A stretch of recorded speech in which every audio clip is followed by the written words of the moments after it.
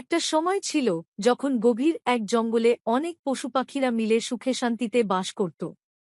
জঙ্গলের নাম ছিল অদ্ভুত বন। এই বনে ছিল বিশাল বিশাল গাছপালা, কুয়াশায় ঢেকে থাকা পাহাড় এবং ঝর্ণার স্নিগ্ধ সুর। কিন্তু সেই বনটার শান্তি নষ্ট করেছিল এক দুষ্টু বাঘ, যার নাম ছিল শম্ভু। শম্ভু ছিল জঙ্গলের সবচেয়ে শক্তিশালী বাঘ। তার গায়ের রং ছিল উজ্জ্বল হলুদ, আর তার গায়ে কালো দাগগুলো ছিল যেন বিদ্যুৎ চমকানো আঁকিবুকি। তার বিশাল দাঁত আর ধারালো নখের কথা শুনলে সবাই কেঁপে উঠত। শম্ভু শুধু তার শক্তি দিয়েই পরিচিত ছিল না, বরং তার দুষ্টুমি আর অত্যাচারের জন্য জঙ্গলের প্রাণীরা তাকে ভয় পেত। প্রতিদিন শম্ভু নতুন কোনো দুষ্টুমির ফন্দি আঁটত।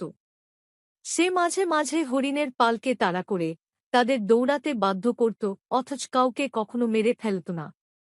কখনো আবার সে বানরের দলকে নকল করত আর তাদের উত্ত্যক্ত করত। একদিন শম্ভু হাতিদের জলে গা ডুবিয়ে গোসল করতে দেখে নিজেও সেখানে ঢুকে হইচই শুরু করল। হাতিরা তখন সেখান থেকে পালাতে বাধ্য হল। কিন্তু শম্ভুর সবচেয়ে বড় দুষ্টুমি ছিল অন্য একটি পরিকল্পনা। সে ঠিক করল, জঙ্গলের সিংহ রাজা, যাকে সবাই সম্মানের চোখে দেখত, তাকে সরিয়ে সে নিজেই রাজা হবে। তার জন্য সে একদিন সিংহের সামনে গিয়ে ঘোষণা করল, এখন থেকে আমি এই জঙ্গলের রাজা। তোমার আর রাজত্ব করার দরকার নেই।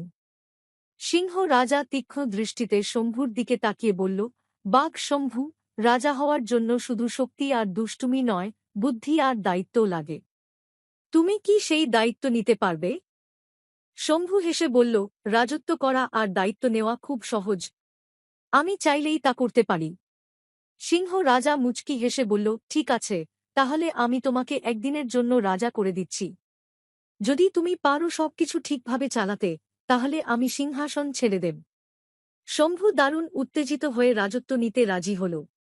সিংহ রাজা তাকে একদিনের জন্য রাজা ঘোষণা করল। শম্ভু ভাবল, এ কাজ খুব সহজ হবে। কিন্তু সমস্যাটা শুরু হল তখনই। প্রথমে বানরের দল, যারা বলল তাদের গাছে ফলের ঘাটতি হয়েছে, শম্ভুকে তাদের জন্য বেশি ফলের ব্যবস্থা করতে হবে। শম্ভু ভেবেছিল ফল পাড়া তো সহজ, কিন্তু যখন সে গাছে উঠল, তখন সে বুঝল বানরদের মতো গাছে চড়তে হওয়া তার পক্ষে সম্ভব নয়। অনেক চেষ্টা করেও সে ফল তুলতে পারল না। পরবর্তী হাতিরা, তারা বলল তাদের জন্য পানির ব্যবস্থা করতে হবে। জঙ্গলের একমাত্র জলাশয় শুকিয়ে যাচ্ছে। শম্ভু তাদের নিয়ে গেল সেই জলাশয়ে। কিন্তু সে ভুলে গিয়েছিল, হাতিরা বিশাল, তাদের প্রচুর পানি লাগে। শম্ভু কিছুতেই তাদের জন্য পানি এনে দিতে পারল না। এভাবে একের পর এক সমস্যা আসতে থাকল। হরিণদের খাদ্য সংকট, পাখিদের বাসা বানানোর জায়গার অভাব, সবকিছুই সমাধান করতে ব্যর্থ হল শম্ভু।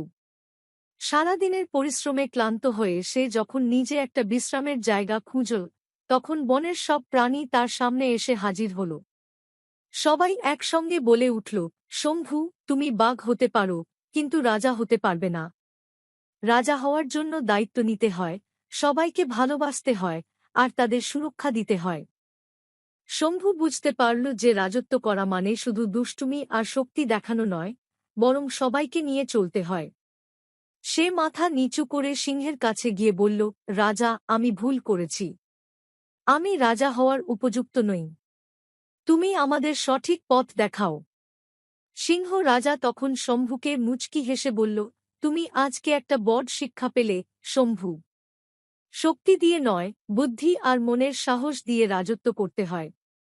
শম্ভু মাথা নাড়ল আর বলল, আমি আজ থেকে আমার দুষ্টুমি বন্ধ করব। আমি সবার বন্ধু হব। এরপর থেকে শম্ভু বনের সবচেয়ে সাহসী এবং সহায়ক প্রাণীতে পরিণত হল। সে আর কারো সঙ্গে দুষ্টুমি করত না, বরং সবাইকে সাহায্য করত। অদ্ভুত বন আবার শান্তিতে ফিরে এল, আর শম্ভু হয়ে উঠল জঙ্গলের প্রিয় বন্ধু। এভাবেই অদ্ভুত বনের দুষ্টু বাঘ শম্ভু একদিন বুদ্ধিমানের পাঠ শিখে নিজেকে বদলে ফেলল, আর সবাই তাকে ভালোবাসতে শুরু করল।